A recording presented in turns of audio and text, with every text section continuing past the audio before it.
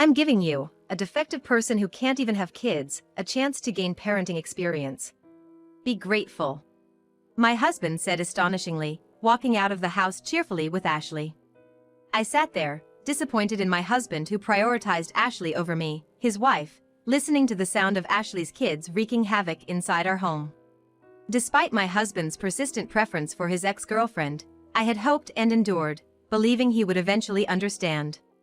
But I had reached my limit and decided to contact someone. My name is Katie, 31 years old. I met my husband, Jack, through a matchmaking party and we've been married for 3 years. Working from home, I rarely had opportunities to meet new people and felt the pressure as my friends got married one after the other. Being an only child, I was also eager to give my parents grandchildren. That's why I chose to go to the party, where I met Jack, who shared my values. We married shortly after dating as he, too, felt the pressure of being unmarried. We had no problem staying together, so we got married soon after we met. I thought it was a good decision at the time. However, our inability to conceive soon became a source of distress. 2 years passed without a child, and Jack grew discontent, blaming me for our infertility. Yet, medical tests showed no issues on my part. Despite his harsh words, the test results gave me hope that together, we could overcome this. But Jack refused to visit the clinic with me, blaming me alone. Hey, don't you want a baby? Let's get checked together. I suggested even undergoing fertility treatments in my eagerness for a child. However, when it comes to children, I absolutely need his cooperation. I kept pleading with Jack to take this seriously. Why should I go to a clinic? It's your fault, you infertile woman. But my husband just made fun of me and refused to cooperate. And blaming me for our childlessness. Until now, even if my husband complained, I had hoped he was just anxious about not having kids.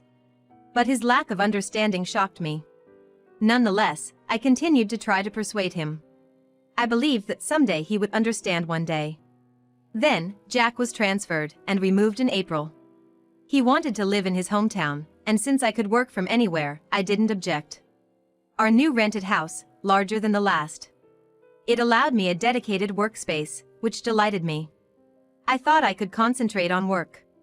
Close to his parents yet maintaining a healthy distance, our relationship with them was good. The place seemed more comfortable than I expected, so the new environment seemed promising. After organizing our belongings, we went shopping to get accustomed to our new life. As Jack showed me around, we walked around the store. I noticed some kids, likely siblings. They were running around the store so fast that I thought it was dangerous, but I was able to finish my shopping without incident. Exiting the store, I heard a woman calling Jack's name. She was pushing a stroller, a stranger to me, but Jack greeted her with a joyous smile. Ashley? It's been so long! Since high school. How've you been? I was surprised because my husband was so friendly. I thought they were friends, but not recalling her from his friends at our wedding. Curious, I asked Jack about her. You two seem close. A friend? Oh. She's my ex-girlfriend from high school, he said cheerfully, leaving me speechless. I couldn't have expected him to happily tell me, his wife, that she was his ex-girlfriend, and I was taken aback. Unaware of my shock, Ashley spoke to me. You're Jack's wife? I was his junior in high school and his ex-girlfriend. Surprised, I didn't know how to respond. Listening to their conversation, I learned Ashley had married right after high school, had kids. She is now a single mother, helped by her parents. It's really busy with 5 kids, she said, emphasizing her struggles. The children running around in the store were hers, I realized in astonishment. I thought she seemed like an insane person, but when she said that she had 5 children, I was surprised and looked at her.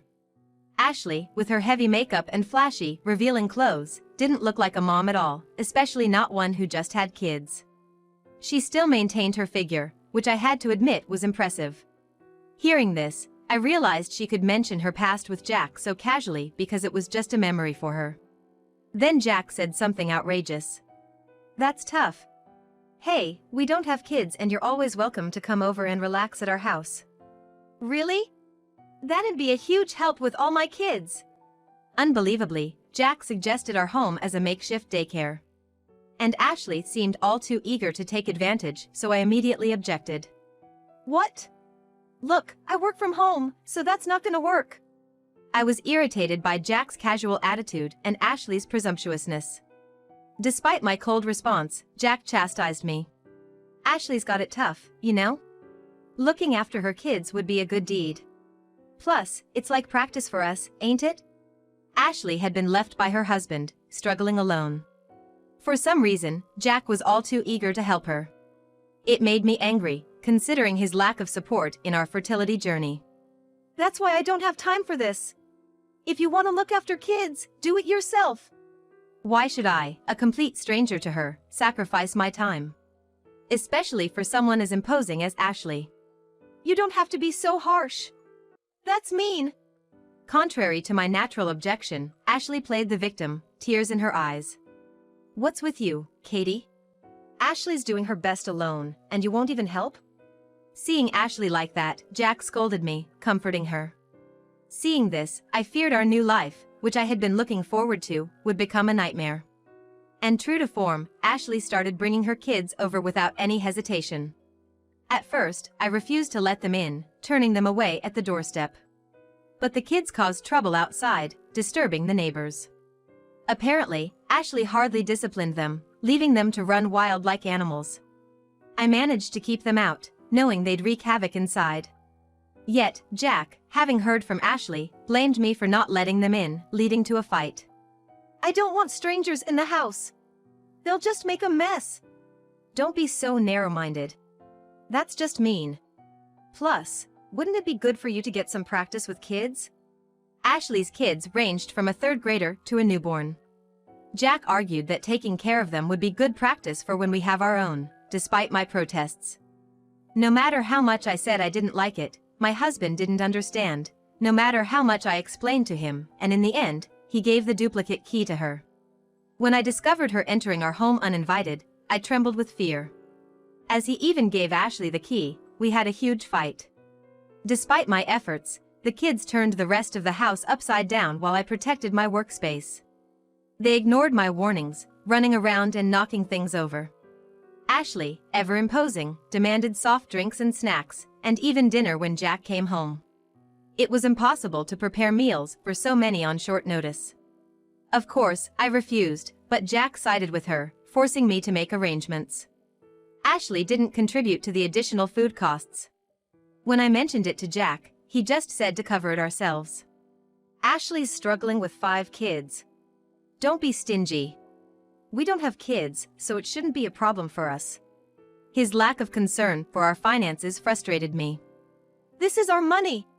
If you're so concerned, Jack, why don't you cover everything? When I suggested Jack pay all Ashley-related expenses, he argued that as his wife, I should help. This led to constant fighting because of Ashley. Moreover, I heard that Ashley's parents were working to support their grandchildren, so she wasn't as desperate as she let on. She showed little interest in her kids, barely responding when they talked to her. She focused on herself and neglected them.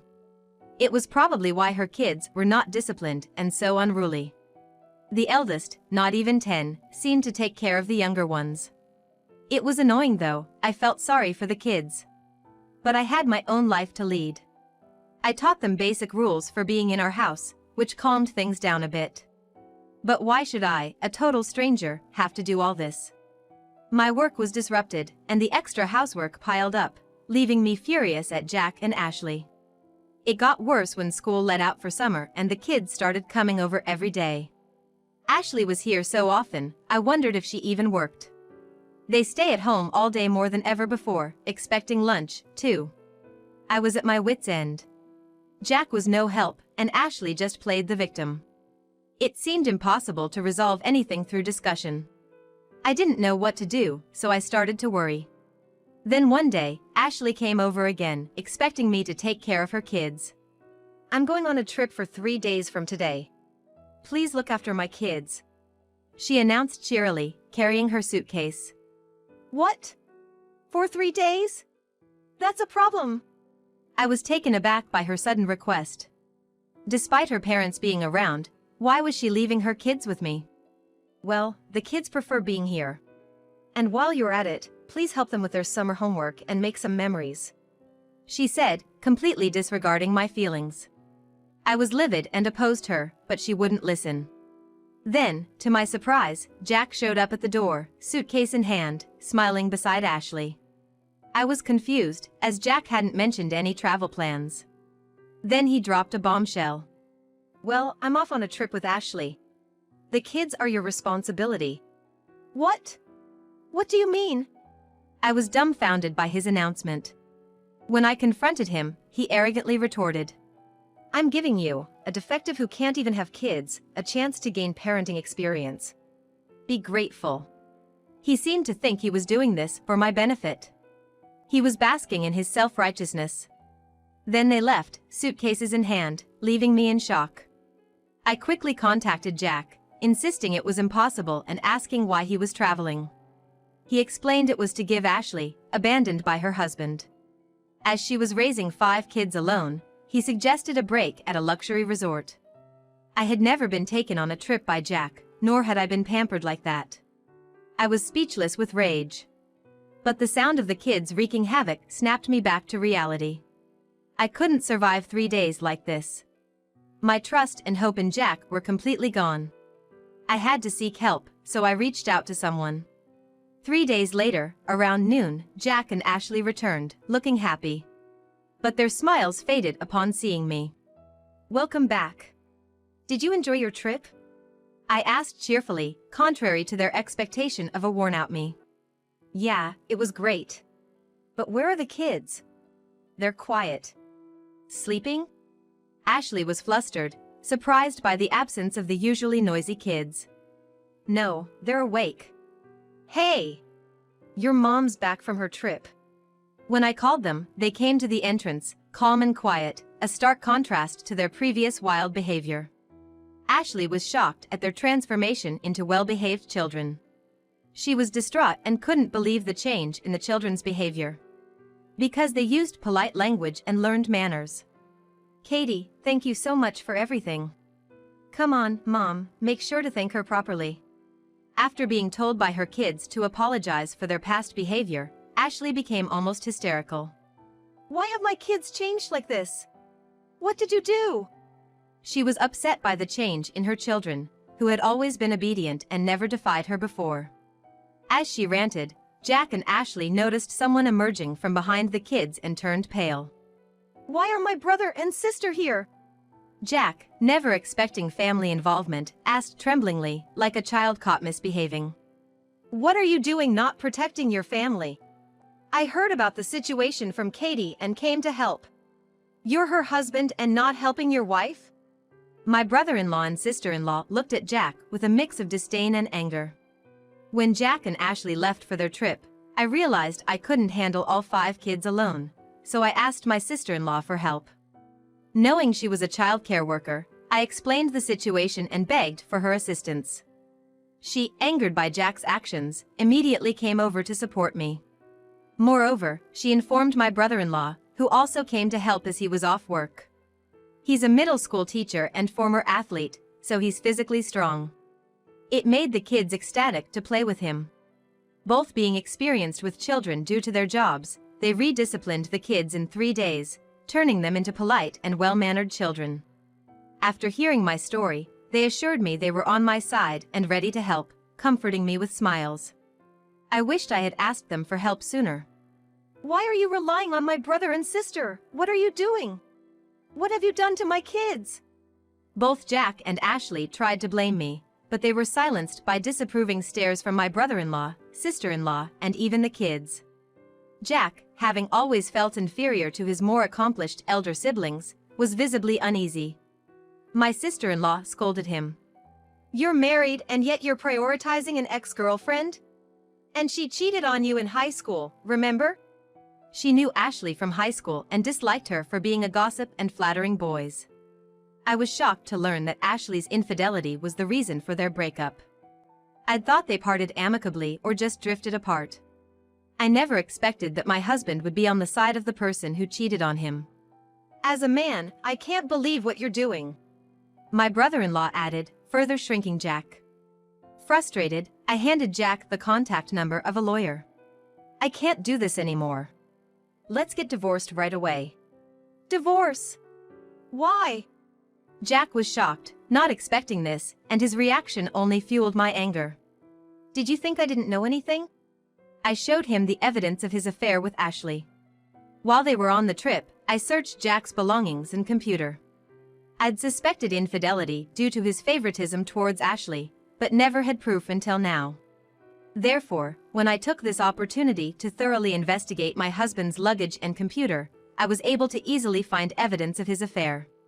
I found clear evidence, including their trip reservation details left on his computer. I even went to the resort they were staying at and photographed them in the act.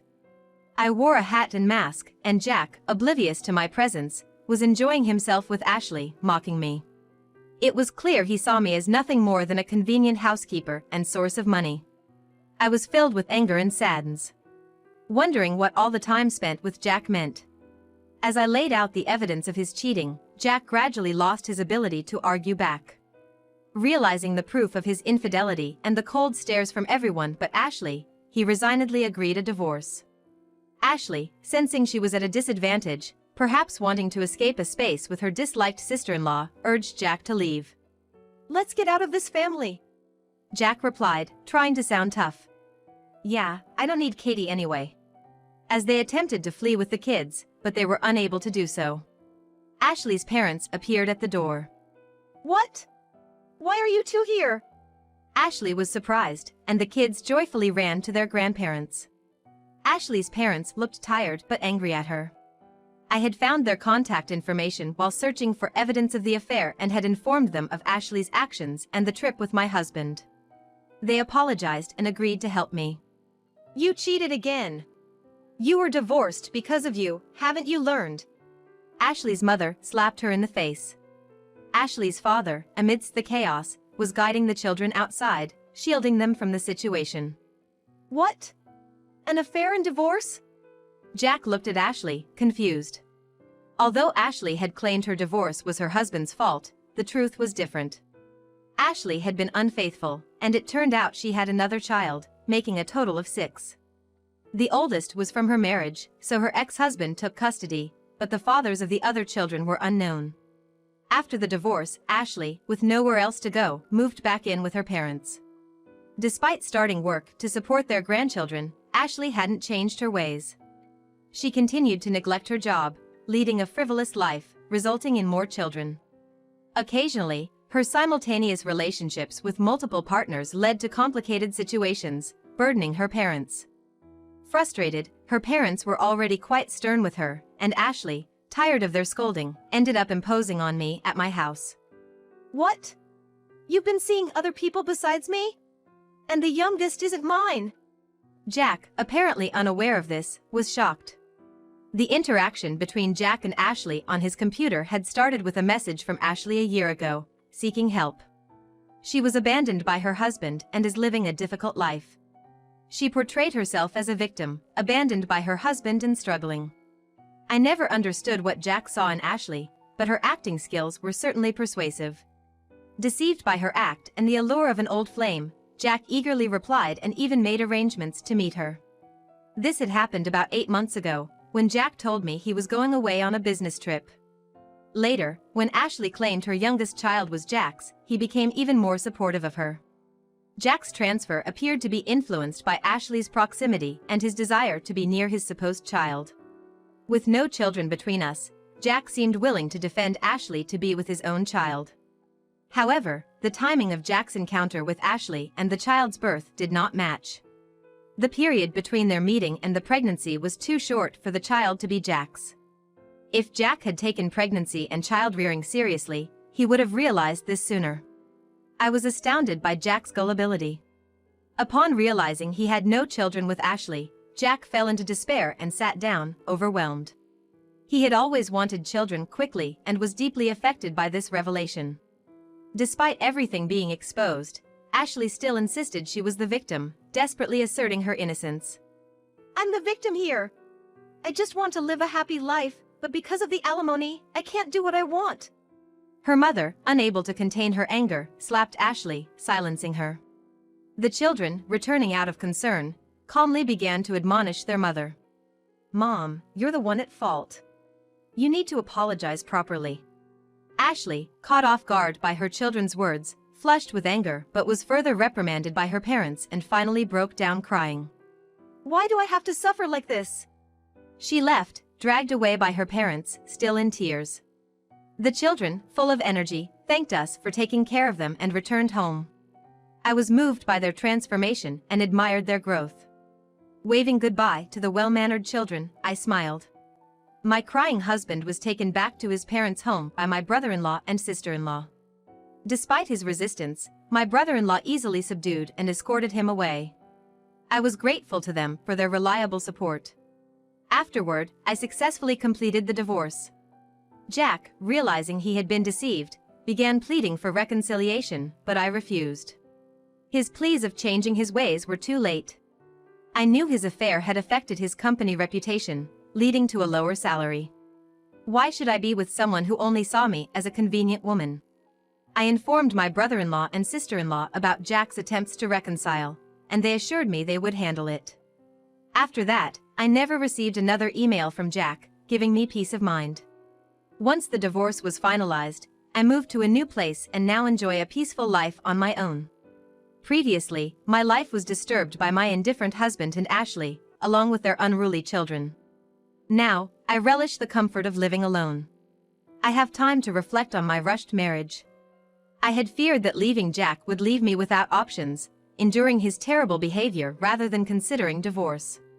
Looking back, I regret not divorcing sooner to avoid wasting time. If I ever decide to remarry, I'll take my time to find someone truly compatible.